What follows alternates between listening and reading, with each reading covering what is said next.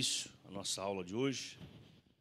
Hoje nós vamos falar de um assunto que nós conhecemos muito bem, só seremos lembrados. Nós vamos falar da ceia do Senhor. Nós temos todo o primeiro domingo do mês, aqui na igreja, esse momento da ceia, e nós somos muito bem orientados pelo nosso pastor. Mas hoje a gente vai ver algumas coisas aqui que estavam acontecendo na igreja de Corinto e que é uma advertência para nós não cometermos os mesmos erros que eles cometiam. Amém? Então vamos orar. Em nome de Jesus, Pai, queremos te pedir perdão dos nossos pecados. Agradecer a Ti por esta rica oportunidade de estar na Tua casa, neste domingo, Pai, tendo liberdade de pregar e de anunciar a Tua palavra. Cobre-nos com Teu sangue, nos livre de todo mal. Ó Deus, abençoa essa aula, os alunos que estão vindo, Senhor, traga debaixo das Tuas mãos poderosas, lá na casa de missões, os irmãos, os alunos, também que o Senhor possa guardá-los, protegê-los e que tenhamos, Pai, um domingo abençoado na Tua presença. Em nome de Jesus, Pai, nós oramos e te agradecemos. Amém? Então, vamos lá. É a lição 10, a ceia do Senhor, segunda ordenança da igreja. A primeira, nós já estudamos há 2 domingos atrás, ou um domingo atrás. 2 domingos atrás, porque domingo passado não tivemos a EBD.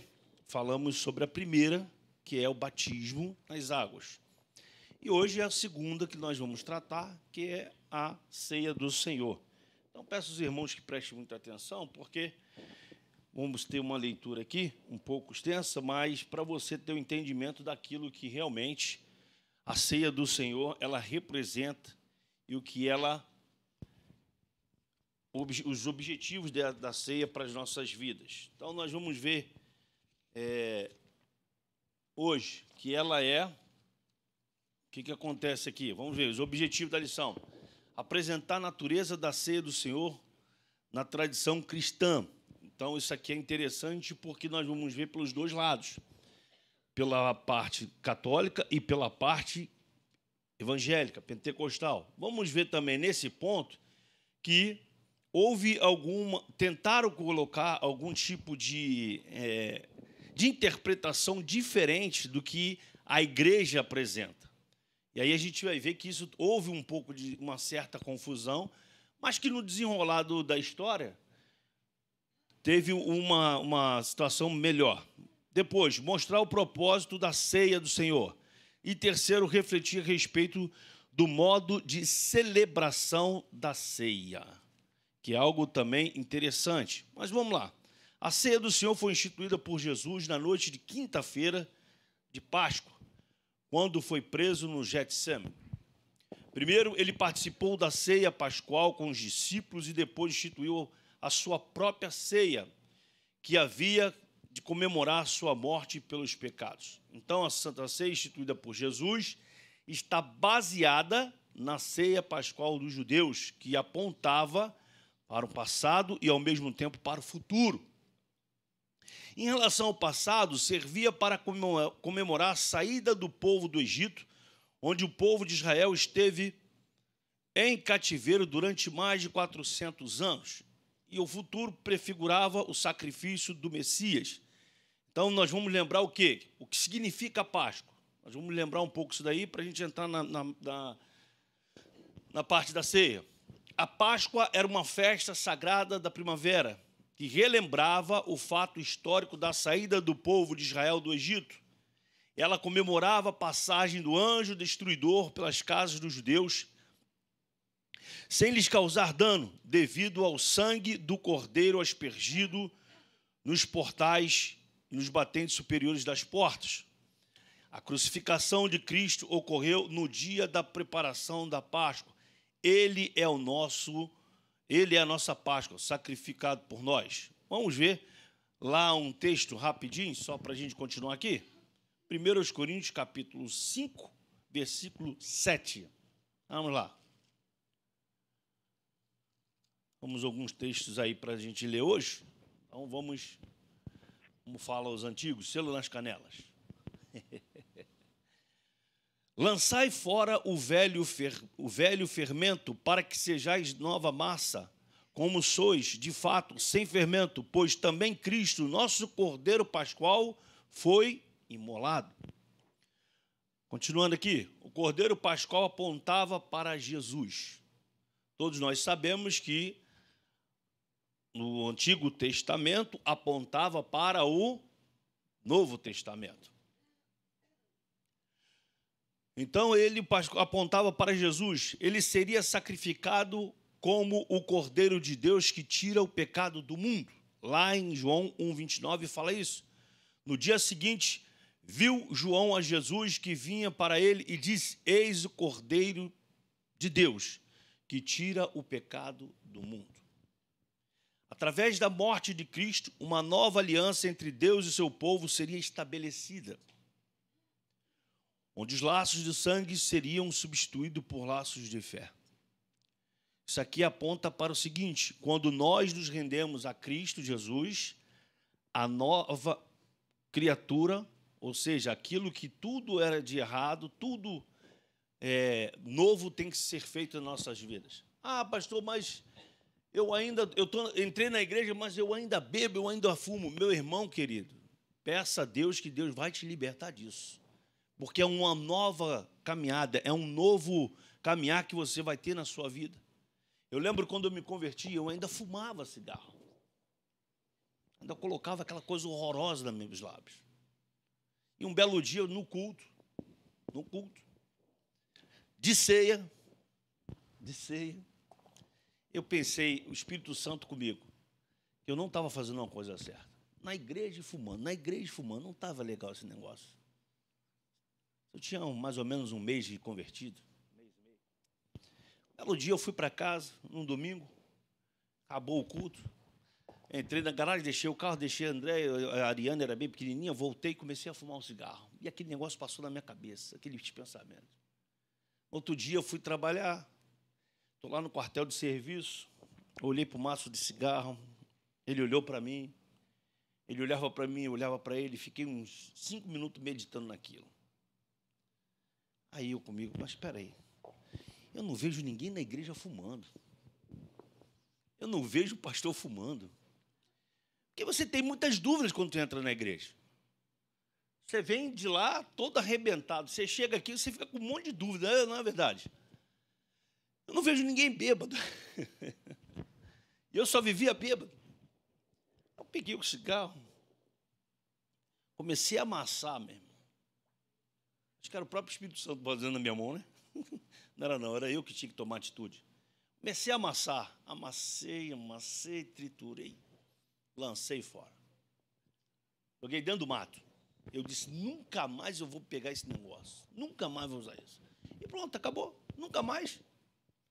São 26 anos que eu não chego nem perto desse negócio. Porque é uma atitude, são coisas que nós que temos que fazer, não é Deus que vai fazer por nós, irmão. Você aceitou a Jesus, é uma nova criatura, como nós acabamos de ler aqui. Nós aceitamos a Jesus, passamos a ser uma nova criatura. Tudo tem que ser feito novo em nós. Ah, mas existem algumas coisas que ainda precisam ser mudadas. Amém, irmãos? É de fé em fé, de glória em glória, todo dia se convertendo. Todo dia tem uma coisinha para ajeitar. Nós não somos perfeitos, temos erros. E eu peguei aquele cigarro, joguei fora e nunca mais. Por quê? Eu vi que eu estava cometendo algo errado e precisava mudar. E mudei. Nunca mais eu usei aquilo. Da mesma forma, quando eu via alguém com um copo de cerveja na mão, eu olhava aquilo e dizia, não, esse negócio não é certo. Nunca mais. Se bem que quando eu vim para a igreja, já tinha parado, porque eu não queria mais aquele negócio.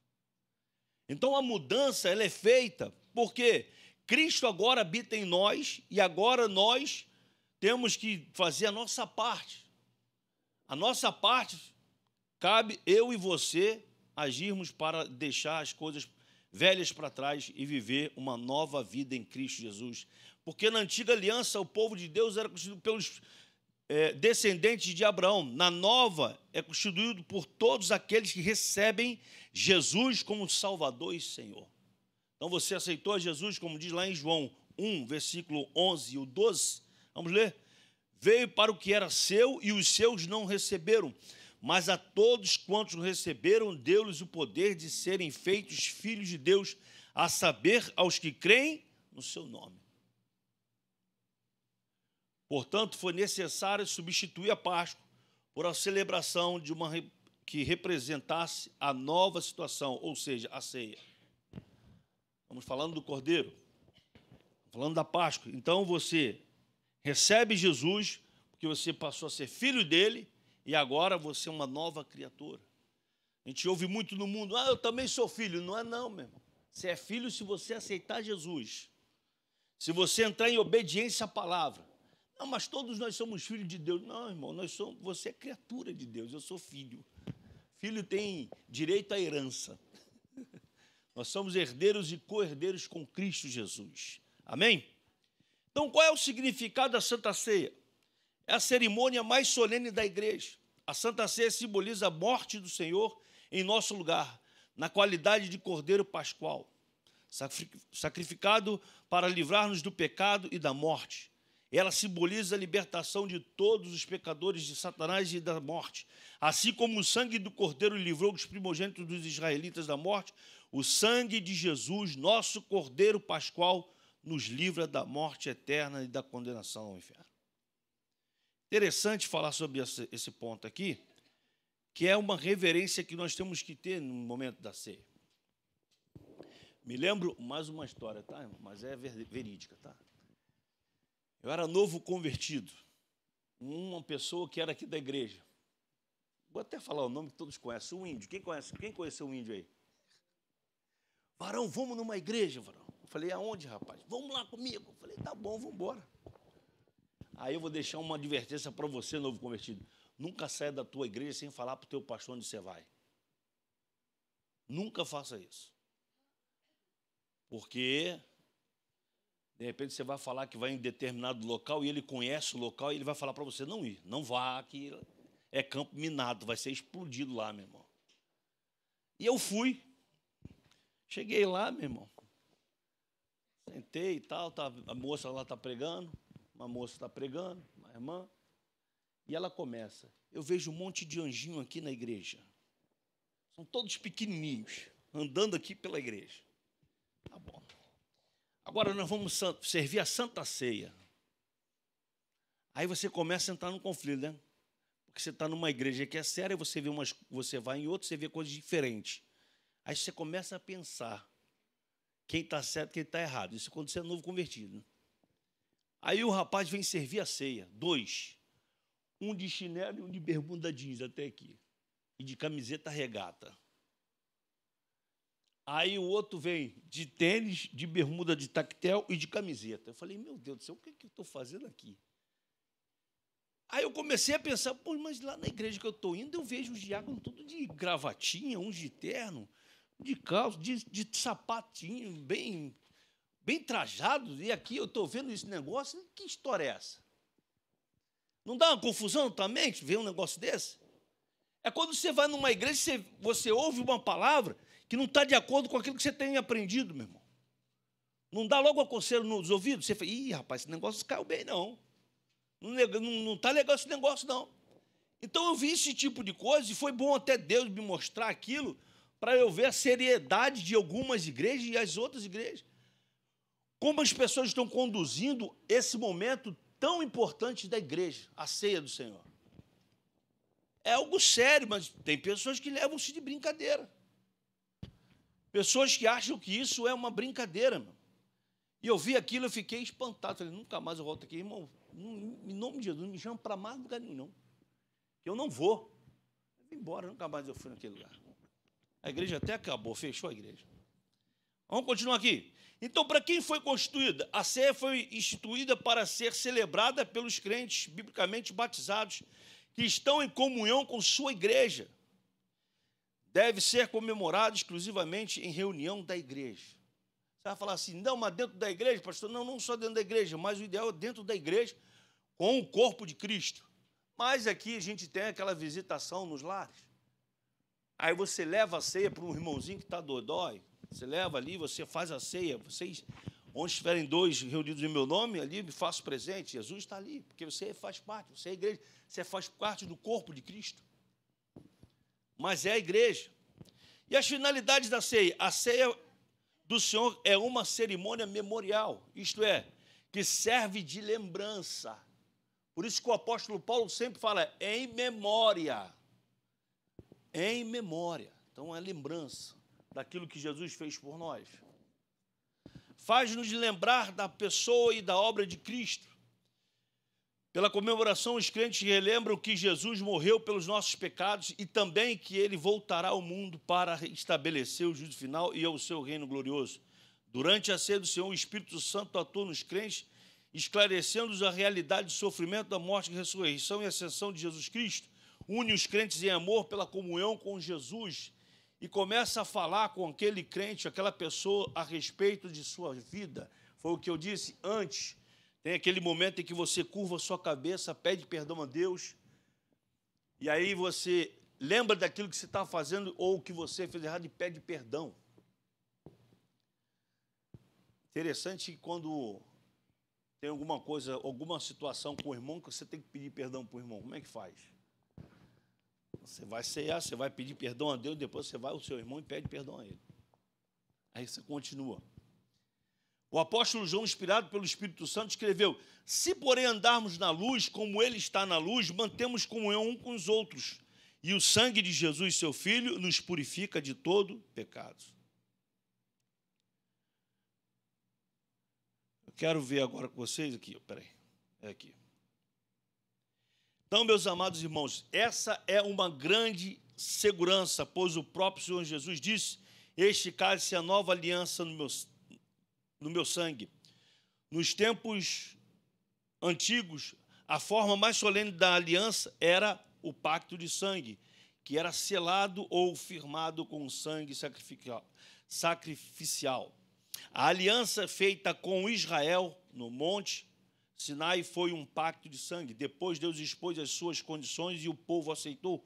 Moisés tomou uma bacia cheia de sangue e aspergiu a metade sobre o altar do sacrifício, significando esse ato de que Deus se havia comprometido a cumprir a sua parte.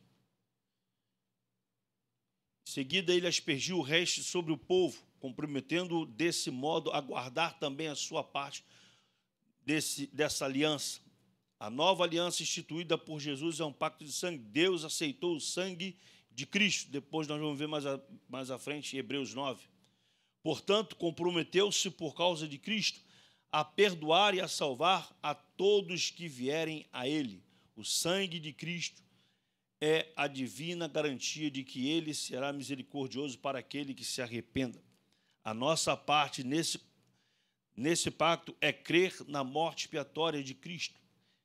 É acreditar que ele é o Senhor e que não há outro além dele. Depois, então, poderemos testificar que foram aspergidos com o sangue da nova aliança.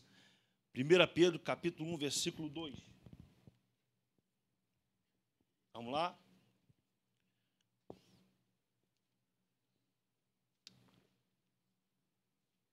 Eleitos segundo a presciência de Deus Pai, em santificação do Espírito, para a obediência e a aspersão do sangue de Jesus Cristo, graça e paz vos sejam multiplicados. Amém, irmãos?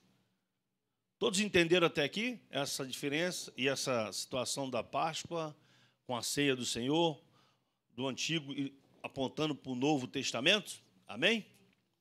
Então, nós vamos entrar na leitura bíblica em classe e mais à frente nós vamos comentar mais coisas aí bem interessantes. Vamos lá? 1 Coríntios, capítulo 11.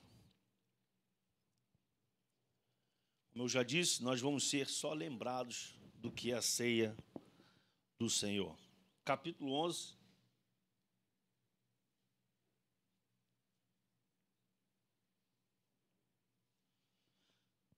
(17 ao 34). Nisto, porém, que vos prescrevo, não vos louvo porquanto vos ajuntais para não melhor, e sim para pior. Porque, antes de tudo, estou informado a haver divisões entre vós quando vos reunis na igreja. E eu, em parte, o creio. Porque até mesmo importa que haja partido entre vós, para que também os aprovados se tornem conhecidos em vosso meio. Quando, pois, vos reunis ao mesmo lugar, não é a ceia do Senhor que comeis. Porque ao comerdes, cada um toma antecipadamente a sua própria ceia, e há quem tenha fome, ao passo que há também quem se embriague. Não tendes, porventura, casas onde comer e beber? Ou menosprezais a igreja de Deus, envergonhais os que nada têm? Que vos direi? Louvar-vos-ei? Nisto certamente não vos louvo, porque eu recebi do Senhor que também vos entreguei, que o Senhor Jesus, na noite em que foi traído, tomou pão, e tendo dado graças, o partiu e disse: isto é o meu corpo que é dado por vós, fazei isto em memória de mim. Por semelhante modo, depois de haver ceado, tomou também o cálice, dizendo: este cálice é a nova aliança no meu sangue, fazei isto todas as vezes e o beberdes em memória de mim, porque todas as vezes que comerdes este pão e beberdes o cálice, anunciai a morte do Senhor até que ele venha. Por isso, aquele que comer o pão ou beber o cálice do Senhor indignamente será réu do corpo e do sangue do Senhor. Examinai, pois, o homem a si mesmo, e assim coma do pão e beba do cálice. Pois quem come e bebe sem discernir o corpo, come e bebe juízo para si. Eis a razão, porque há entre vós muitos fracos e doentes, e não poucos que dormem. Porque se nos julgássemos a nós mesmos, não seríamos julgados. Mas quando julgados, somos disciplinados pelo Senhor para não sermos condenados com o mundo. Assim, pois, irmãos meus, quando vos reunis para comer, esperai uns pelos outros. Se alguém tem fome, coma em casa, a fim de não vos reunirdes para juízo. Quanto a demais coisas, eu a ordenarei quando for ter convosco. Então, é um texto que a gente conhece, mas é um texto que tem uma importância muito grande, porque, em primeiro lugar, nós temos que destacar que aquela igreja era uma igreja muito abençoada nos dons espirituais, mas era uma igreja que faltava doutrina. E quando o apóstolo Paulo vem doutrinar aquela igreja, ele começa a falar de coisas que estavam acontecendo dentro da igreja. Litígio entre os irmãos, contenda, grupinhos.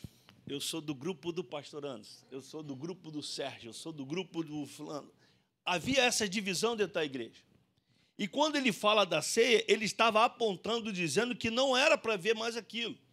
Era para ter a união do corpo de Cristo. Eles precisavam entender aonde eles estavam inseridos. Não era em qualquer corpo, não era em qualquer reunião, não era em qualquer grupinho. Não, eles estavam inseridos no corpo de Cristo, um corpo glorioso, né?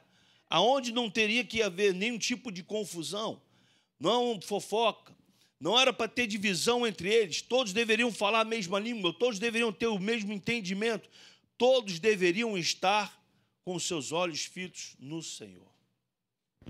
Não poderia haver nenhum tipo de divisão. Por isso que o apóstolo Paulo vem e fala primeiro sobre a importância dessa ceia, daquele momento que eles estavam fazendo. Aí tinham os irmãos que iam para lá, começavam a comer antes de todos, começavam a beber, e participavam da ceia de forma errada. Estavam agindo ali da forma errada. O apóstolo Paulo vem e doutrina novamente a igreja e fala a respeito desse momento, e que era um memorial da morte de Cristo do Calvário, para redimir os crentes do pecado e da condenação. E através da ceia do Senhor, vemos mais uma vez diante de nós que naquele momento era para ser um momento de seriedade, não era algo para brincadeiras. Não era algo para estarem de forma como eles estavam, fazendo de forma desordenada. Tudo na igreja tem que ser com ordem e decência. E naquele momento da ceia não estava tendo isso, nem ordem nem decência. Eles estavam agindo de uma forma errada. Eles estavam esquecendo da importância que tinha a ceia no momento presente ali. A ceia do Senhor era um ato de comunhão, coinonia entre os irmãos, com Cristo, e de participação nos benefícios da sua morte, e ao mesmo tempo comunhão com os demais membros do corpo de Cristo.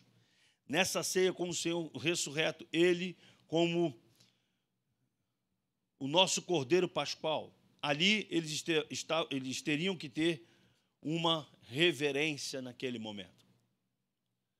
Você não vê ninguém aqui na ceia de brincadeira, você vê? Você não vê. Diáconos se colocam aqui, o pastor dá a palavra, fala o que é a ceia servida, todos no mesmo momento, a não ser às vezes que vem algum visitante que não é crente, e aí ele não sabe de nada, ele vai, eu já vi, mas aí é um momento esporádico que acontece. Mas quem é da igreja, faz parte do corpo de Cristo, doutrinado, ele vem, senta, espera ser todo mundo receber os elementos, e ali começa a ceia, mostrando que a união do corpo. A união do corpo. E ali a gente faz o quê? O reconhecimento e a proclamação da nova aliança, mediante o qual os crentes reafirmam o senhorio de Cristo e o nosso compromisso de fazer a sua vontade, de permanecer leais e resistir o pecado e permanecer firme na sua presença. Um outro ponto, a ceia do Senhor. Aqui. Na ceia do Senhor, toda essa importância acima menciona a nossa, só passa a ter significado se chegarmos diante do Senhor como as nossas vestes limpas. Por isso, ele diz, examina-se, pois, o homem a si mesmo. É o momento em que você e eu, nós vamos olhar para dentro de nós, ver onde nós pecamos, onde nós erramos e pedir perdão para estarmos aptos a ceiar com o Senhor. Amém, irmãos?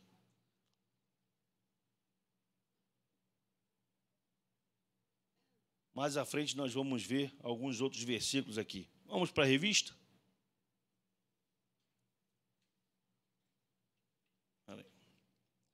Vamos lá?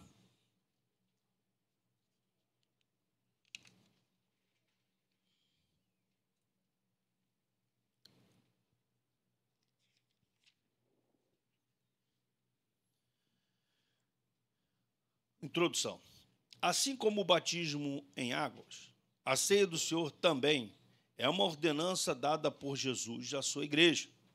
Ao longo da história, a igreja tem a ceia do Senhor como uma das celebrações mais significativas. Nesse sentido, o cristão pode contemplar a ceia sob 3 perspectivas.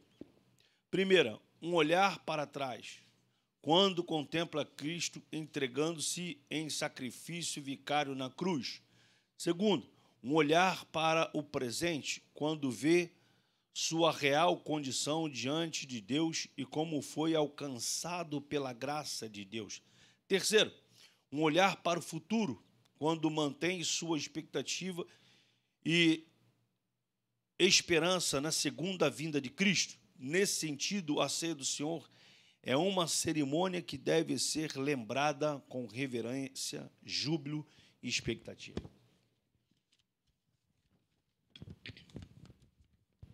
Primeiro tópico aí, a natureza da ceia do Senhor na tradição cristã. Nós vamos ver 3 pontos aí, na tradição romana, na tradição pentecostal e a posição pentecostal. Vamos lá. Primeiro, na tradição romana. O romanismo compreende de forma literal as expressões ditas por Jesus em referência aos elementos da ceia do Senhor. isto é, o meu corpo, este cálice, meu sangue. Assim, segundo esse entendimento, durante o cerimonial, os elementos da ceia se convertem no corpo e no sangue de Cristo. Esse ensino é conhecido como transubstanciação. Há pelo menos dois problemas com essa interpretação. O primeiro de natureza lógica, pois quando Jesus celebrou a última Páscoa, ele estava presente e, portanto, não poderia estar fisicamente no pão e muito menos no cálice, já que fisicamente ele se encontrava lá. Por outro lado, entender essas palavras de forma literal e não como metáforas cria problemas de natureza exegética, ou seja, interpretação textual. Jesus disse, por exemplo, que ele era a porta. Evidentemente, ele não se referia a uma porta literal. Então, deixa eu fazer um comentário aqui, que aí, para quem não sabe, eu fui lá no site da igreja, peguei lá as informações dessa situação aqui. Vamos lá. No site não já tinha essa apostila em casa. Vamos lá. Na tradição romana, transubstanciação. Vamos ver o que é isso. Nós já lemos aqui, mas nós temos uma outra explicação aqui. Transformação de uma substância em outra. Presença sacramental de Jesus na Eucaristia. Termo usado pela Igreja Católica para explicar a conversão do pão e do vinho no corpo e no sangue de Cristo. Além da tradição, a Igreja Católica aceita também os escritos dos pais da Igreja, os ensinos da própria Igreja Católica e também os infalíveis ditames do Papa. Então, vamos ver aqui o sacrifício da missa e a transubstanciação. Eles fizeram uma confusão. Até o próprio, depois a gente vai ver, mais à frente, Martinho Lutero também teve uma escorregada em relação a isso. Mas vamos ver aqui. A Igreja Católica ensina que a Santa Missa é o sacrifício do corpo e do sangue de Cristo, oferecido sobre os nossos altares, debaixo das espécies do pão e do vinho, em memória do sacrifício da cruz. O sacrifício da missa é substancialmente o mesmo que o da cruz, porque o mesmo Jesus Cristo que se ofereceu sobre a cruz é que se oferece pelas mãos dos sacerdotes, seus ministros, sobre os nossos altares. Jesus Cristo, sobre a cruz, se ofereceu derramando o seu sangue e merecendo para nós, ao passo que, sobre os altares, ele se sacrifica sem derramamento de sangue, pela cerimônia natural e pela união hipostática. Este presente debaixo de cada uma das espécies, Jesus Cristo todo inteiro, vivo e verdadeiro. É uma confusão que eles fizeram. Toda a igreja participa dos frutos da missa, mais particularmente, primeiro, o sacerdote e o que assiste à missa, os quais se consideram unidos ao sacerdote. Segundo, aqueles por quem se aplica a missa e podem ser tanto vivos como defuntos. Isso está no capítulo 5 do Santo Sacrifício da Missa, parágrafo 1º, artigo 652 a 655. A Igreja Católica fez uma grande confusão. A palavra diz para fazer em memória de mim, não para fazer o sacrifício de novo. Ou seja, eles acham que a missa ali o sacrifício se repete por diversas vezes. É isso que eles acreditam. Pois o sacrifício foi perfeito uma vez e para sempre. O sacrifício de Cristo foi perfeito. Vamos dizer junto comigo? O sacrifício de Cristo foi perfeito. Amém? Hebreus capítulo 10, versículos 11 e o 12. Vamos ler. Aleluia. Amém, irmãos? Olha só. Ora, todo sacerdote se apresenta dia após dia a exercer o serviço sagrado e oferecer muitas vezes os mesmos sacrifícios que nunca jamais podem remover pecados. Jesus, porém, glória a Deus, tendo oferecido para sempre um único sacrifício pelos pecados, assentou-se à destra de Deus. Acrescenta: também de nenhum modo me lembrarei dos seus pecados e das suas iniquidades para sempre. Ora, onde há remissão deste, já não há oferta pelo pecado. Perdão, só disse a primeira referência, tá? É Hebreus 10, 11. Hebreus 10, versículo 11 e o 12, depois o 17 e o 18, tá?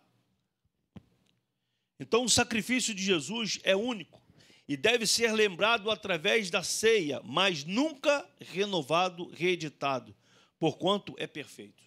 Então, tudo que Jesus faz, meu, tudo que Jesus fez, é perfeito. Amém? A missa tenta ser um sacrifício sem derramamento de sangue.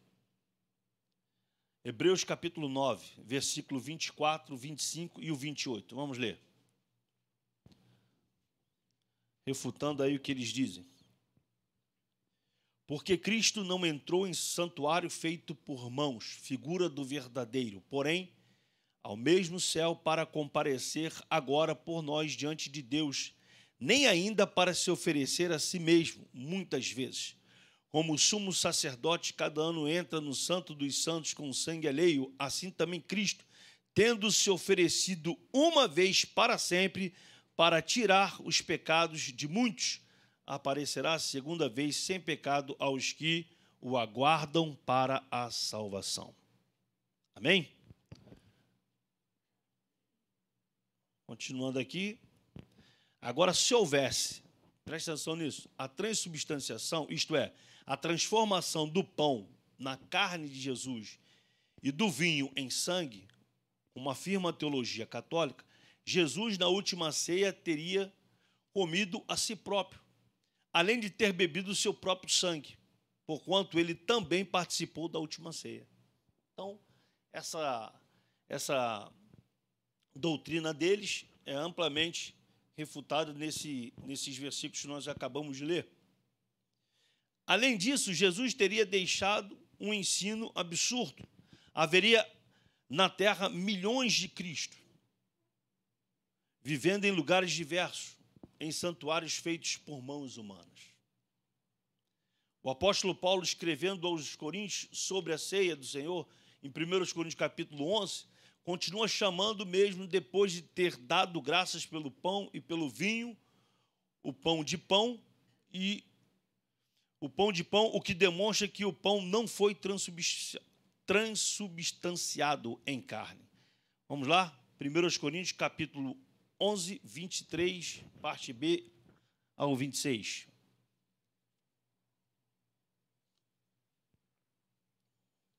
Que o Senhor Jesus, na noite em que foi traído, tomou o pão e, tendo dado graças, o partiu e disse: isto é o meu corpo, que é dado por vós, fazei isto em memória de mim. Por semelhante modo, depois de haver ceado, tomou também o cálice, dizendo: este cálice é a nova aliança no meu sangue, fazei isto todas as vezes que o beberdes em memória de mim, porque todas as vezes que comerdes este pão e beberdes o cálice, anunciai a morte do Senhor até que ele venha. Até Jesus voltar, estaremos ceando, anunciando. Amém, irmãos? Vamos para o ponto 2, na tradição protestante. Vamos lá. A tradição luterana diverge da católica quando nega que os elementos da ceia, o pão e o vinho, se tornem ou se convertam no corpo e no sangue de Cristo. Contudo, afirma que o corpo físico de Jesus está presente, olha isso, no pão da ceia.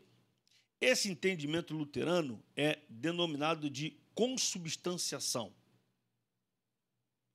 Como se vê, Lutero não conseguiu se desvencilhar por completo da tradição católica quando dá uma versão modificada da sua antiga crença. E só mudou as coisas aí. Mas vamos ler aqui. Falamos sobre a transubstanciação, agora vamos falar sobre a consubstanciação, porque foi isso que Lutero veio e apresentou. É o termo que indica a crença da união local das substâncias do corpo e do sangue de Cristo. Uma substância é o pão e do vinho.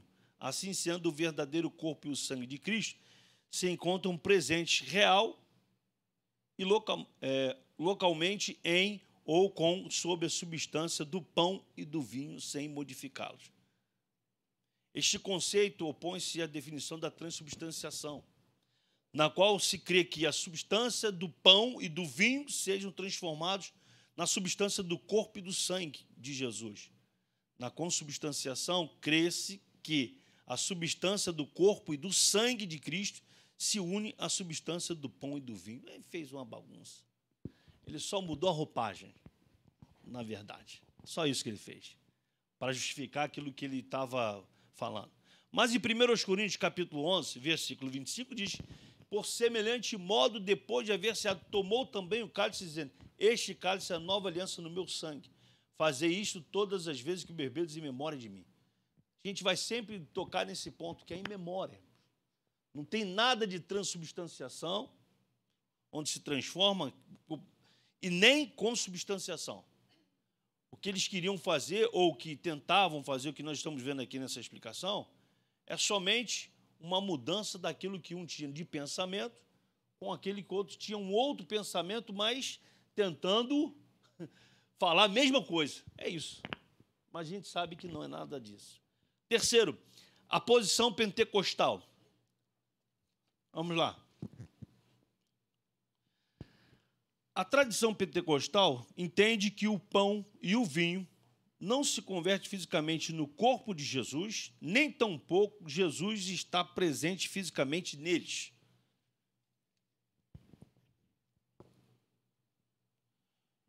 Assim, o pão e o vinho simbolizam o corpo e o sangue de Jesus. Contudo, Jesus se faz presente espiritualmente nos símbolos da ceia. Essa é a posição da maioria dos pentecostais. Também enfatizamos o aspecto memorial da celebração da ceia do Senhor. Nesse sentido, a ceia do Senhor é para quem está em comunhão e não para dar comunhão. Esse entendimento se ajusta no ensino do Novo Testamento sobre a ceia do Senhor. Deixa eu ler aqui. Vamos lá. Continuando aqui. A ceia do Senhor é um cerimonial memorial, isto é, que serve de lembrança. Faz lembrar da pessoa e da obra de Jesus Cristo. Esse entendimento pentecostal, tá? Ou dos cristãos. Pela sua comemoração, os crentes lembram que Jesus morreu pelos nossos pecados e também que ele voltará ao mundo para estabelecer juízo. Durante a ceia do Senhor, o Espírito Santo atua nos crentes, esclarecendo a realidade do sofrimento, da morte e da ressurreição. Deixa eu ver aqui. Meus amados irmãos, essa é uma grande segurança, pois o próprio Senhor nos disse: este cálice é o Novo Testamento no meu sangue. Nos tempos dos antigos, a forma mais solene de aliança era o pacto de sangue, que era selado ou firmado com o sangue sacrificial. A aliança feita com Israel no Monte Sinai foi um pacto de sangue. Depois Deus expôs as suas condições e o povo as aceitou.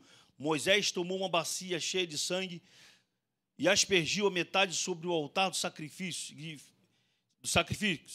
significando esse ato que Deus havia comprometido a cumprir a sua parte. Em seguida, ele aspergiu o resto sobre o povo, comprometendo deste modo a guardar também a sua parte. Vamos lá em Êxodo capítulo 24. Êxodo 24.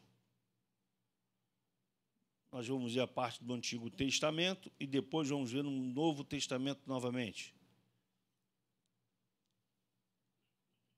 Da mesma forma que foi feito no Antigo Testamento e no Novo Testamento. Vamos lá. Êxodo 24, versículo 3 ao 8. Veio, pois, Moisés e referiu ao povo todas as palavras do Senhor e todos os estatutos.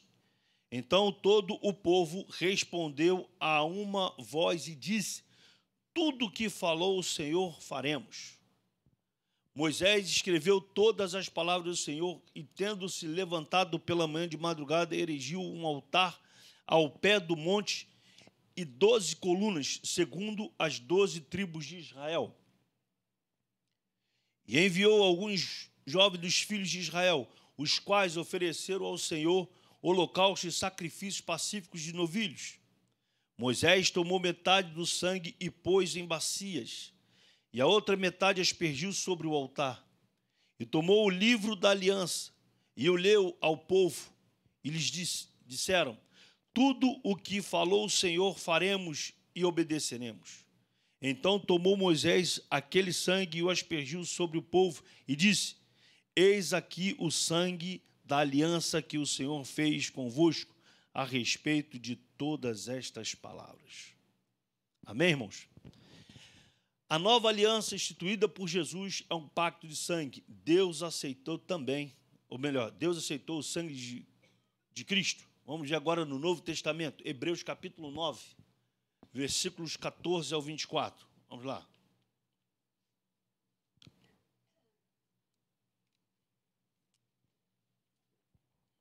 Muito mais o sangue de Cristo, que pelo Espírito Eterno a si mesmo se ofereceu sem mácula a Deus, purificará a nossa consciência de obras mortas, para servirmos ao Deus vivo.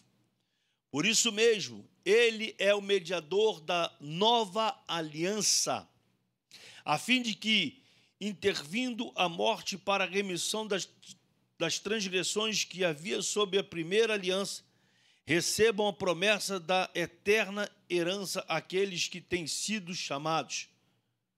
Porque onde há testamento, é necessário que intervenha a morte do testador, pois um testamento só é confirmado no caso de mortos, visto que, de maneira nenhuma, tem força de lei enquanto vive o testador, pelo que nem a primeira aliança foi sancionada sem sangue, porque, havendo Moisés proclamado todos os mandamentos segundo a lei a todo o povo, tomou o sangue dos bezerros e dos bodes com água, e a lã, tinta de escarlate, e isopo, e aspergiu não só o próprio livro, como também sobre todo o povo, dizendo: este é o sangue da aliança, a qual Deus prescreveu para vós outros.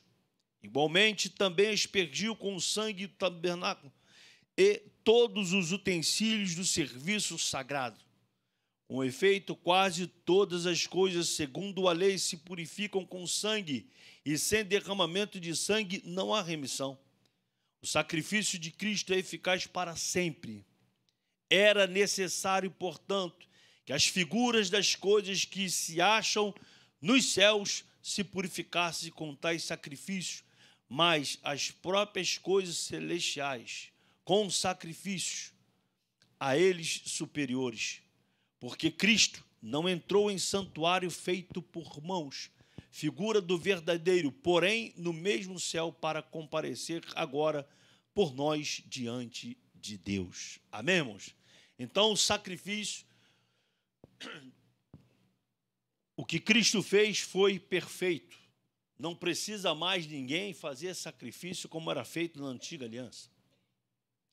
Portanto, comprometeu-se por causa de Cristo a perdoar e a salvar a todos os que vierem a Ele.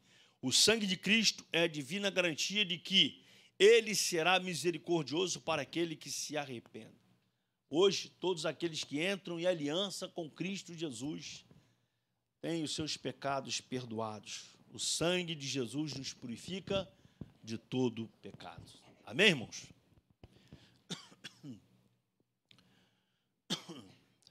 A nossa parte neste contrato ou neste assunto é crer na morte expiatória de Cristo. É crer que Ele é o Senhor, que não há outro além dele. Depois, então, poderemos testificar que foram aspergidos com o sangue da nova aliança, do sacrifício feito por Jesus Cristo na cruz do Calvário. Amém? Segundo tópico, o propósito da ceia. Nós já lemos, mas vamos ler mais algumas coisas aqui. Celebrar a expiação de Cristo.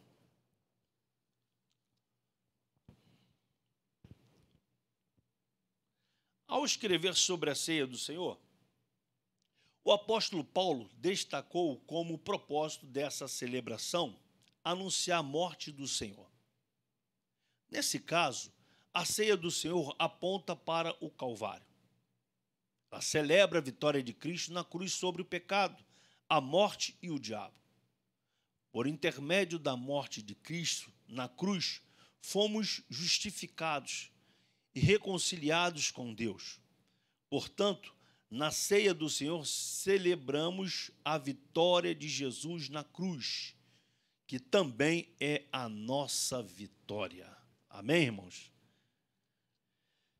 Imagine você estar aqui na ceia, você está ceando com os irmãos, e você, no ato desse momento de ceia, você triste, você chorando. Ai, meu Deus, meu irmão, não é momento para você fazer, é momento para você se alegrar. Momento de você se alegrar pela vitória de Cristo. Aquilo que Cristo fez por cada um de nós. Momento de ficar feliz, alegre. Pastor, mas mesmo eu estando numa luta tremenda com o filho, com a esposa, com casa, desemprego. Meu irmão.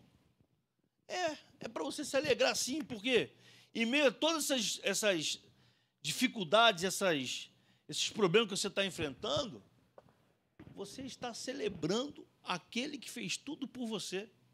E se ele fez tudo por você, vai ter um momento que esse sofrimento, esse problema vai passar, meu irmão. É passageiro, vai ter uma hora que a palavra de Deus vai dizer, que Deus vai dizer assim, ó, chega, pronto, é a hora da vitória do meu servo. Entende? Então, o momento da ceia não é para você estar naquele momento de tristeza por tudo que está acontecendo na tua vida. Não é para você estar triste por você estar vivenciando coisas muito pessoais de forma assim, que está te deixando muito angustiado. Não. É o momento de você celebrar, se alegrar, porque, primeiro, você está em comunhão com o corpo de Cristo. Esse é um primeiro ponto. Você está em comunhão com os seus irmãos. Você está na casa do Senhor. Você está celebrando, junto com a igreja, a vitória de Cristo. Não. Aquele momento, mesmo passando por dificuldade, é para você se alegrar. É para você se regozijar. É para você falar em mistério. É para você glorificar. Lembra que às vezes o pastor fala assim, troca o cálice com o seu irmão, no ato de comunhão com ele. Você troca com o irmão, se alegra com o irmão, fala com o irmão, irmão, a tua vitória é minha vitória, você está na luta, você está no problema, mas olha, estamos juntos. Estamos juntos nisso aí, irmão. Vai ter uma hora que isso tudo vai passar. Vai ter uma hora que a igreja vai sair da terra, vai ter uma hora que a igreja vai ser arrebatada, meu irmão. E olha que como estão acontecendo as coisas, eu acho que não vai demorar muito, não. Está faltando um pouquinho. Vamos dizer, se fosse uma partida de futebol, 45, eu acho que já está nos acréscimos do segundo tempo. Eu acho que já está nos acréscimos. Mas não pode ser aqueles acréscimos de 6 minutos, 8 minutos, não. Tem que ser de 3 só, meu irmão. Deve estar no acréscimo, dá 1 minuto e meio de acréscimo de 3. Para a gente sair dessa terra. Amém, irmãos? Quem crê nisso? Diga amém. Então, é um ato de celebração com alegria e regozijo. Amém? Não com tristeza. Amém? Então, vamos lá. Celebrar a expiação de Cristo. Apocalipse, capítulo 12, versículo 11. Estamos no primeiro tópico. No segundo tópico, ponto 1. Apocalipse 12, 11. Eles, pois, o venceram por causa do sangue do Cordeiro e por causa da palavra do testemunho que deram, e mesmo em face da morte, não amaram a própria vida. Ou seja, a expiação e o sacrifício de Jesus, que Jesus Cristo fez para ajudar-nos a vencer o pecado, a adversidade e a morte. O sacrifício expiatório de Jesus teve lugar no jardim do Getsemane e na cruz do Calvário. Ele pagou o preço por nossos pecados, tomou sobre si a morte e ressuscitou. Então é para nós nos alegrarmos, porque ele ressuscitou e nós um dia estaremos para sempre com ele. Amém? Segundo, proclamar a segunda vinda de Cristo.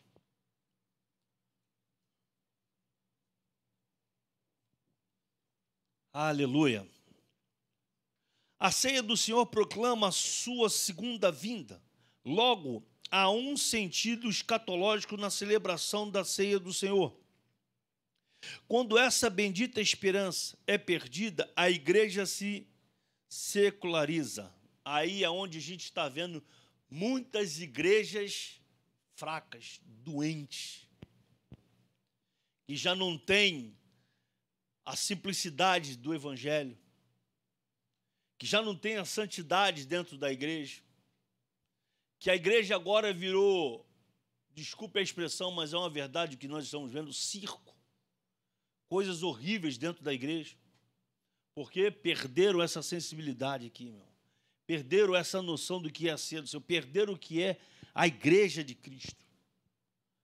Aí começam as confusões, começam as interpretações erradas do evangelho, começam a falar coisas que não estão escritas na Bíblia. Começa um monte de confusão na igreja. Por isso que nós temos que estar sempre estudando a palavra, para nós não cairmos nesses erros. Assim, na ceia do Senhor, a igreja mantém o olhar no passado, quando contempla a vitória de Jesus na cruz, mas também mantém o seu olhar no futuro, esperando e ansiando por sua segunda vinda. Ao contemplar o retorno de Cristo, a igreja lembra que é peregrina nesta terra e que a sua pátria não é aqui. Quem crê nisso, que a sua pátria não é aqui? Amém? Nós estamos aqui só de passagem, irmãos. Estamos aqui só de passagem. Filipenses capítulo 3, versículo 20 e o 21.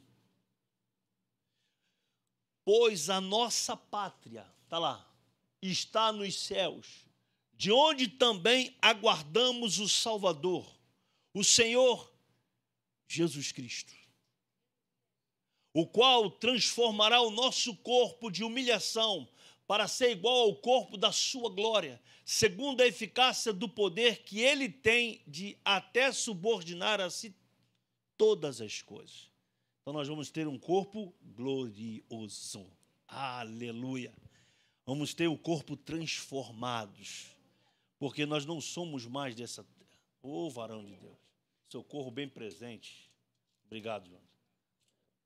Nosso corpo agora é fraco, suscetível ao pecado, à doença e à morte, mas Deus transformará para que seja semelhante ao glorioso corpo de Cristo, e nós o veremos como Ele é. Quem está ansioso por esse momento, por esse dia, diga amém. Aleluia. Então vamos manter comunhão com Ele, vamos continuar fazendo a obra, em meio a lutas, mas vamos permanecer firmes na presença do Senhor. Amém, irmãos? Fato é, você não pode abandonar a Cristo, você não pode abandonar a comunhão, você não pode deixar Jesus nesse momento crucial que a igreja está vivenciando. Não é momento de olhar para trás, irmãos. Não é momento de deixar a comunhão com Cristo. Não é o momento de estar na igreja celebrando em comunhão com o seu irmão. O momento é de permanecer firme na presença do Senhor. Amém? Glória a Deus. Vamos para o terceiro, celebrar a comunhão cristã. Uma das razões que levou o apóstolo Paulo a escrever a sua primeira carta aos Coríntios estava relacionada à questão de divisões entre os irmãos daquela igreja. Aí é um problema muito sério, porque aonde há divisão, as bênçãos ficam retidas. Eu lembro muito bem aqui de um exemplo que o pastor Joaquim sempre dava quando ele falava sobre Salmo 133. Quem lembra desse exemplo? Diz que é como se fosse uma torneira e quando não há comunhão, essa torneira está fechada. Mas quando há comunhão, quando há o mesmo parecer do corpo, essa torneira, ela abre.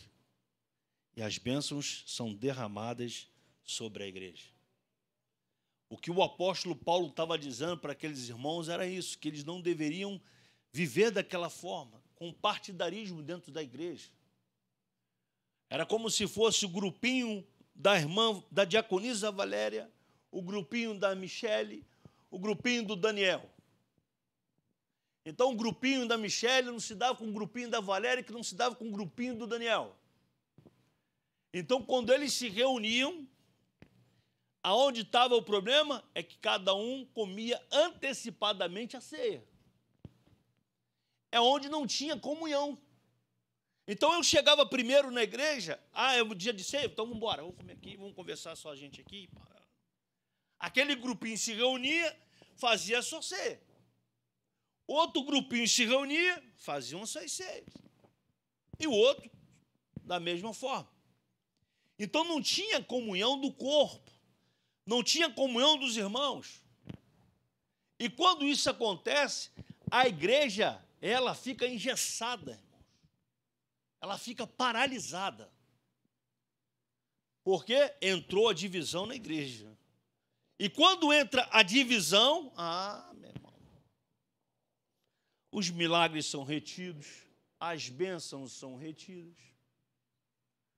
Nós não vamos ver mais o agir de Deus da forma que deveríamos ver. Nós vamos ver pessoas com problemas, dificuldades, não vamos ter forças para ajudar o irmão. Porque não tem comunhão, não tem a unidade. Imagine, vou dar só um exemplo para você. Você permaneceria numa igreja onde um pastor não se dava bem com outro pastor? Sim ou não? Seria permanecer nessa igreja? Diz para mim. Não, né? Imagina, joguei futebol lá com o pastor Anderson, dei uma butinada nele, ele ficou de bico comigo, me deu um pá! Faz isso não, pastor. E aí? Falo mais contigo não, pastor, acabou. Não tem conversa não. Aí o pastor Joaquim vou chamar meus pastores para estar aqui orando. Pastor Anderson, vem aqui, eu estou aqui do lado. Não quero ficar perto de você não, irmão. Vou para cá. Fica aí. Imagina, irmãos. Não, é sério, irmão. Você está rindo, mas é uma coisa séria. E você pensa que isso não acontece? Vê na internet os vídeos de confusão na igreja, até cadeira voando. Você fica numa igreja dessa, irmão? Você acha que a comunhão está nessa igreja? Aqui, graças a Deus, nós nos damos muito bem. Graças a Deus. O único problema é que um é botafoguense, outro é tricolor. Só esse que é o problema, irmão. Que às vezes a gente tem que consolar eles, que só vivem chorando, não ganha nada. Aí o Fluminense vai ser campeão depois de 150 anos, mas tudo bem. Então a gente... É só esse o problema. A gente vai lá, se consola, brinca um pouquinho, ri um pouquinho um com o outro. Acabou, irmãos. Mas, num todo, graças a Deus, não tem divisão entre nós. Isso é o quê? É segurança para você que serve a Deus aqui. Vou te dar um outro exemplo. Há algum problema na igreja? Pastor Joaquim manda um zap para todo mundo. Preciso conversar com os irmãos 6h30 na igreja, antes do culto. Precisamos decidir algo em ordem pastoral. Tudo bem, está todo mundo aqui. 6h30, vamos lá. Cada um expõe a sua opinião, o pastor expõe a dele, conversamos, chegamos no entendimento. E graças a Deus, nunca teve aquele momento de eu não concordo, nunca teve. Nunca teve. Claro que tem os posicionamentos dentro da palavra, não saindo da palavra. Aí cada um fala uma coisa, cada um dá uma opinião, mas tudo em harmonia, irmãos. tudo em harmonia, graças a Deus. Isso é uma segurança para você que congrega aqui. Isso é uma segurança para o corpo de Cristo. Na igreja de Corinto não estava acontecendo isso. O que estava acontecendo na igreja de Corinto era uma grande confusão. Ao ponto do irmão chegar e falar assim, vou te botar na justiça, porque tu fez isso comigo. Litígio entre os irmãos. Aí, o que acontece? Esse momento da celebração passa a ser algo que não estava agradando nem ao apóstolo Paulo e nem muito menos a Deus. Nem muito menos a Deus. Porque é na união que ele ordena a sua bênção. Se é na união, aonde há divisão, não tem bênção. Não tem milagres. Não tem salvação de almas. Não tem cura. Não há milagres. Continuando aqui na revista. Esse era o problema recorrente entre os coríntios. Estava presente também durante a celebração da ceia do Senhor. Imagine nascer aqui na igreja. Ih, eu não gosto daquela irmã, não. E olha, ela veio com o mesmo vestido que o meu. Ih, deve ter comprado na mesma loja. Deve ter comprado na mesma loja meu vestido. Ah, invejosa. É meu irmão. Começa o negócio. Olha a gravata do pastor. Tem nada a ver com o terno dele. É, irmão. Você vem para a igreja para ficar observando essas coisas, irmão. Tu acha que a gravata do pastor tem nada a ver? Faz o seguinte, acabou o culto, na segunda-feira tu vai lá no shopping, compra uma que vai dar certinho e dá para ele. Acaba a confusão. Pronto. Na próxima ceia tu não vai estar falando mais da gravata. É ou não é verdade? Acabou, meu. Mas não, está acontecendo lá. Aqui não vai acontecer nunca, em nome de Jesus, amém, irmãos? Então, o clima fraterno e de comunhão deixara de existir. Nesse sentido, alguns não esperavam pelos outros para celebrarem a ceia juntos. Quando há um espírito de divisão, litígio e intrigas entre os crentes, a celebração da ceia do Senhor perde todo o sentido. Perdeu o sentido, porque é um momento de comunhão, de celebração, de alegria. Não é de partidarismo e nem de divisão. 1 Coríntios capítulo 1, versículo 10 e 11. Vamos lá.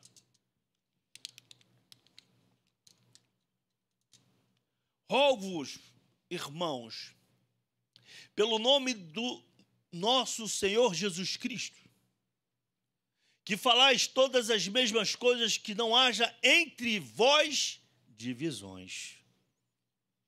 Ver até o 12. Antes, sejais inteiramente unidos, na mesma disposição mental e no mesmo parecer. Pois, a vosso respeito, meus irmãos, fui informado pelos da casa de Cloe, de que há contendas entre vós. Imagine como o apóstolo Paulo ficou ao saber disso. Por que eu estou falando isso? Porque foi uma igreja que ele doutrinou, que ele ensinou, que ele deixou prontinha para servir a Cristo. E aí acontece um negócio desse. É mais ou menos o seguinte, o pastor Joaquim pegou a igreja, investiu em alguns irmãos, aqueles que Deus deu a direção a ele, foram doutrinados. Vou dar aqui meu exemplo. Cheguei na igreja em 98, 99 eu fui chamado a ficar em observação ao diaconato. 8 de outubro de 2000 fui ordenado ao diaconato. 14 de dezembro de 2014, fui levantado ao presbitério. Pastor Anderson, a mesma coisa, somos contemporâneos. E aí vem outros e tal, todos eles que estão aqui. Pastor Joaquim chega, pastores queridos, chegou a minha vez. Vou descansar com a minha princesa, vou lá para Inglaterra, vou tirar férias. Gostou, pastor? Gostou ou não? Então vai para Campos do Jordão, pronto. E fica 1 semana, 2 semanas lá de férias. Aí ele chega e fala assim, pastor Anderson, assume, fica aí, o manto é contigo. Mas aí o pastor Fernando se levanta contra o pastor Anderson. Fala, pastor, não é você não, hoje sou eu, sai daí. Imagina, irmãos. Aí vem o pastor Roberto, não é você não, sou eu, o pastor de Ferro mandou eu ficar. Aí vem a pastora cheia, não, sou eu, lindinho, pode sair. E aí começa uma confusão na igreja, meu irmão, de quem quer ser mais do que o outro. Pastor vai chegar aqui, vai abrir a porta ali, vai chegar no domingo, vai ter...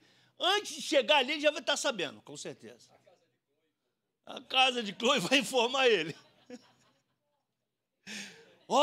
Está tendo divisão dentro dos pastores dentro da igreja, só deixou uma confusão, só deixou tudo segmentar, uma confusão. Imagina, irmão. Vai complicar o negócio, irmãos.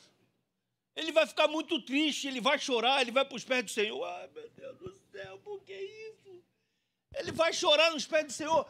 O que o apóstolo Paulo estava fazendo era isso, irmãos. A igreja que ele tinha botado prontinha, bonitinha, estava fora do plumo de Deus agora. Ele ia ficar feliz? Não ia. Vamos ler outro texto. 1 Coríntios 11, versículo 17 e 19. 1 Coríntios capítulo 11, versículo 17 ao 19. Nisto, porém, que vos prescrevo, não vos louvo, porquanto vos ajuntais não para melhor, e sim para pior. Porque antes de tudo estou informado haver divisões entre vós quando vos reunis na igreja. E o problema era dentro da igreja.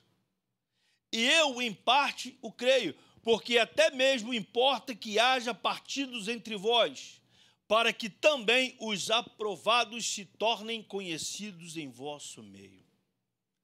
Ou seja, aqueles que estavam ali vendo toda aquela confusão, ainda mais aqueles irmãos que estavam chegando na igreja, meu irmão, não vou ficar nessa igreja não, vou embora, vou ficar não. O que o apóstolo, comentando aqui, o que o apóstolo Paulo estava explicando aos irmãos de Corinto é que a comunhão entre os crentes é de suma importância para o corpo de Cristo, para que o Senhor possa derramar suas bênçãos sem medidas sobre a igreja. Aonde há união, meu irmão, a bênção chega. Aonde há divisão, a bênção fica retida. Quando o espírito de divisão entra na igreja, as coisas não funcionam na forma que deveriam. As bênçãos ficam retidas e a igreja deixa de vivenciar o sobrenatural de Deus. Por isso que ele vem, além de estar falando da ceia, se aplica aqui também no capítulo 11, versículo 28 ao 30. Examina-se, pois, o homem a si mesmo, e assim coma do pão e beba do cálice, pois quem come e bebe, sem discernir o corpo, come e bebe juízo para si. Eis a razão porque há entre vós muitos fracos e doentes, e não poucos que dormem. Você não pode participar da ceia brigado, bicudo com o teu irmão. Com o meu irmão. Briguei com o meu irmão ali, meu irmão, discuti com ele. Aí eu vou tomar a ceia assim mesmo, depois eu falo com Deus. Não. Vá até o teu irmão, pede perdão e ceia com o Senhor. Antes do momento da ceia, né? Chega 5 minutos antes, irmão, perdão, desculpa. Fiz alguma coisa com você e tal. Eu sei que isso é difícil, irmãos. Eu sei que é difícil demais isso. Vou te contar uma rapidinho. Estava na igreja um domingo. Tinha um casal aqui na igreja que eu nunca nem disse que o casal era feio. Nunca nem disse que o casal era feio. E não era. Aí, o Espírito Santo, eu estava lá em cima. O Espírito Santo falou no meu ouvido, mas bem claro, vai até esse irmão e pede perdão. Eu disse, meu Deus do céu, que perdão de quê? Eu não fiz nada. Mas eu não lembrava realmente, realmente não tinha feito nada. Não fui para casa. Aí estou conversando com o André, a gente estava lanchando, estava conversando com ela. André, eu estava na igreja e o Espírito Santo falou comigo claramente, vai até o irmão e pede perdão. Ela, Fernando, Você sabe que eu também tive essa impressão da gente ir lá pedir perdão? Mas eu falei, de quê, mulher? O que tu fez? Eu não fiz nada. O que tu fez? Também não fiz nada. Eu falei, mas tá bom, então vamos fazer o seguinte, vamos orar a Deus e a gente vai fazer isso. Chegou no outro domingo, os casal estavam na igreja e eu estava no culto, mas eu estava incomodado. Estava incomodado a fazer isso, o Espírito Santo me incomodando, mas eu brigando com Deus. Mas o que eu fiz? Meu irmão, quando o Espírito Santo mandar, quando Deus mandar, não fica questionando nada, faz. Faz para tu ficar em paz. Até quando você não faz, você não fica em paz. É ou não é verdade? Você não fica em paz, aquele negócio fica incomodando. Tá bom. Acabou o culto, eu disse, irmão querido, irmã querida, podemos falar com vocês? Sim. Aí sentamos ali, irmãos, eu quero te pedir perdão se eu te fiz alguma coisa, se eu falei alguma coisa, eu não percebi, mas eu quero te pedir perdão. Esse casal ficou olhando para mim, ficou olhando para a Andréia. Tá bom. Vou me dar um abraço, irmão. Acabou, fui embora. Você sabe quando eu pedi o perdão, fiz assim, ó. Aquela paz que excede todo entendimento entra de uma forma que você nem imagina como é que você fica. Você fica bem, você fica tranquilo. Fui para casa, feliz, alegre. Mas eu pedi perdão para aquele irmão de uma coisa que eu nem sei que eu fiz. O que eu fiz? Não sei, até hoje não sei. Não me pergunte. Mas eu fiz aquilo que Deus mandou eu fazer. Então, se Deus mandou você fazer alguma coisa, não fica questionando, não. Faz. Examina a tua vida e faz. Amém? Ou seja, eles deveriam, continuando aqui para terminar esse ponto aqui, eles deveriam fazer um exame individual. Aquele exame que eu falei. Eu fiz aquele exame individual. Olhando para dentro de si, e analisar se tinham alguma coisa com os seus irmãos e pedir perdão uns aos outros. Era essa atitude que aqueles irmãos deveriam ter antes de cear. Antes de cear. Nesse caso, desse exemplo que eu dei agora, não era o momento da ceia, mas foi antes de chegar aquele momento, eu fui lá e pedi perdão. Não sabia nem o que era, mas eu pedi perdão. Por quê? O Espírito Santo mandou pedir perdão. Dessa forma, chegariam ao entendimento de que eles estavam inseridos no corpo de Cristo, onde a contenda, a facção, a fofoca, o litígio entre os irmãos deveriam estar bem longe. Amém, irmãos? Vamos para o terceiro e último tópico.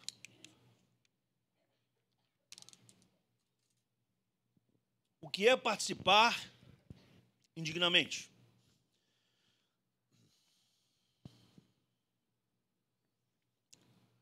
Concernente à celebração da ceia do Senhor, Paulo advertiu sobre o perigo de participar da ceia indignamente.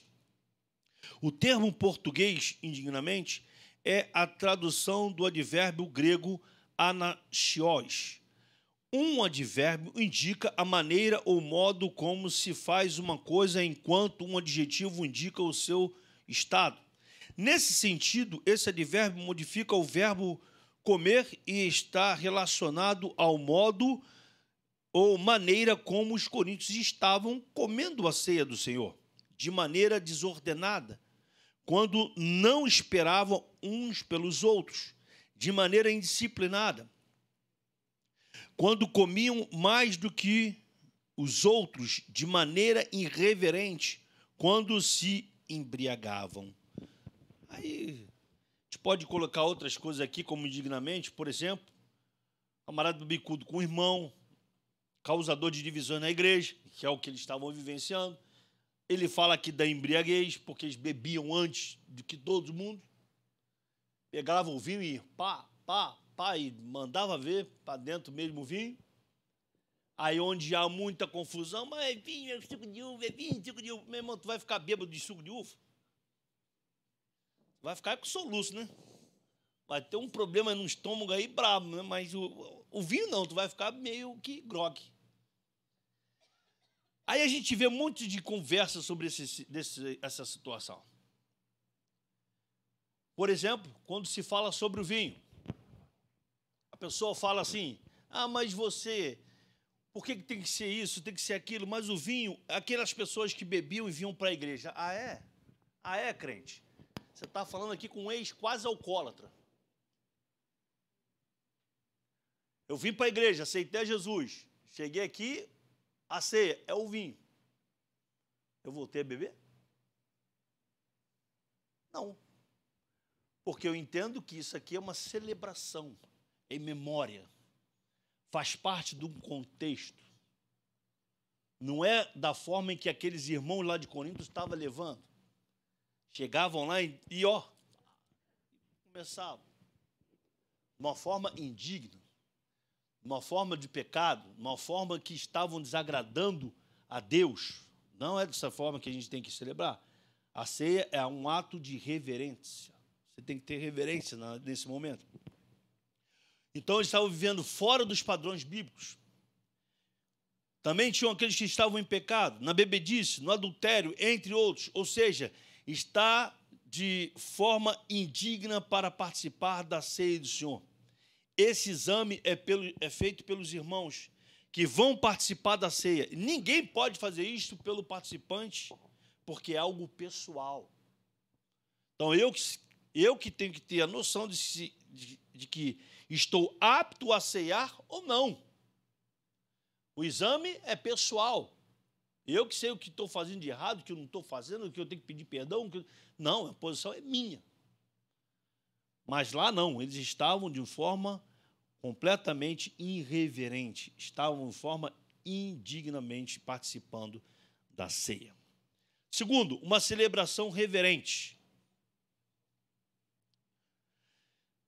Se, em lugar de um advérbio que indica modo de maneira, Paulo tivesse usado um adjetivo que indica o estado, qualidade ou natureza, então ninguém poderia participar da ceia pelo fato de que ninguém é digno. Como mostramos, não é esse o caso. É verdade que não participamos da ceia do Senhor porque somos dignos, mas pela graça de Deus. Contudo, ninguém seja tentado em pensar que, pelo fato de ser um pecador, alcançado pela graça, pode participar da ceia vivendo deliberadamente em pecado.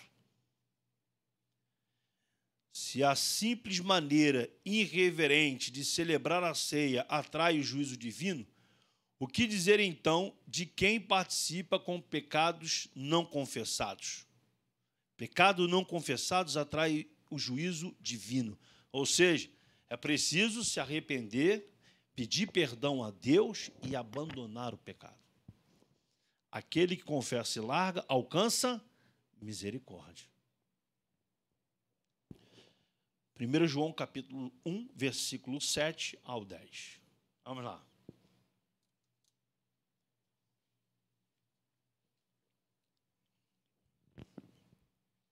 Se, porém, andarmos na luz, olha lá, como Ele está na luz, mantemos comunhão um com os outros. E o sangue de Jesus, seu Filho, nos purifica de todo pecado. Se dissermos que não temos pecado nenhum, a nós mesmos nos enganamos, e a verdade não está em nós.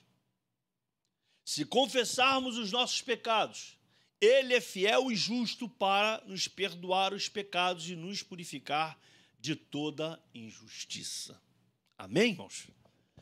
Então, é confessar, pedir perdão a Deus, e aí Ele vai dizer por que para você? Vai e não peques mais. Amém? Terceiro,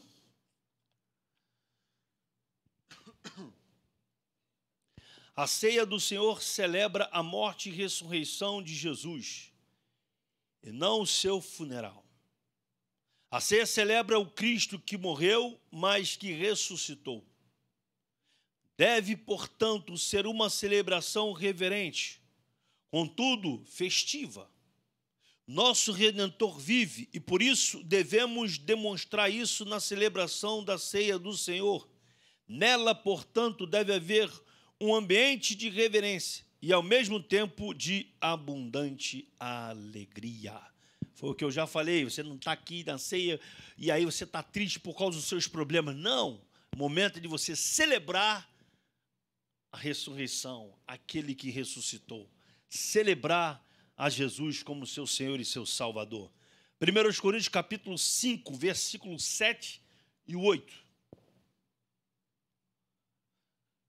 Lançai fora o velho fermento, para que sejais nova massa, como sois de fato, sem fermento, pois também Cristo, nosso Cordeiro Pascual, foi imolado. Por isso, celebremos a festa, não com o velho fermento, nem com o fermento da maldade e da malícia, e sim com os asmos da sinceridade e da verdade. Amém, irmãos? Então é o momento de celebrarmos com alegria, com reverência, com amor, com gratidão por tudo que Cristo fez por cada um de nós naquele momento. Amém? Momento de alegria. Glória a Deus. Vamos ler a conclusão? Nesta lição sobre diferentes perspectivas, vimos alguns aspectos que revelam o sentido e o propósito da ceia do Senhor. Não é um sacramento que, de forma mágica, concede graça aos que dela participam, nem tampouco uma vacina para dar comunhão a quem não tem. Na verdade, o direito de celebrar essa importante ordenança é o resultado da graça que foi concedida a cada crente. É necessário ter esse discernimento quando se participa desse rito cristão.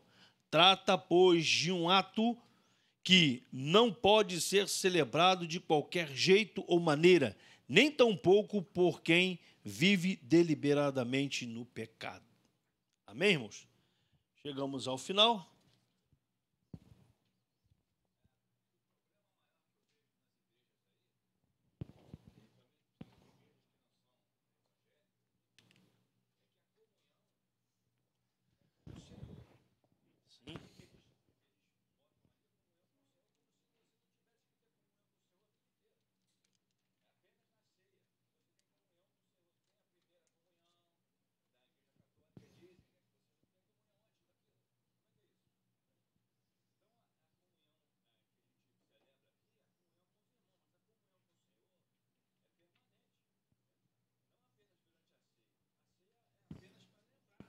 Lembrar.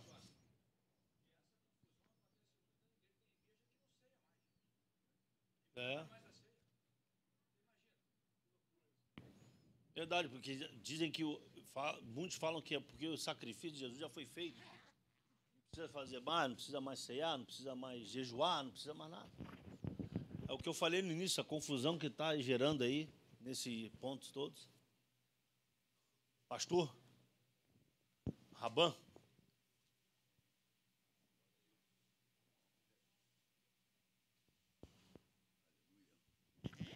Glória a Deus, a paz do Senhor, igreja.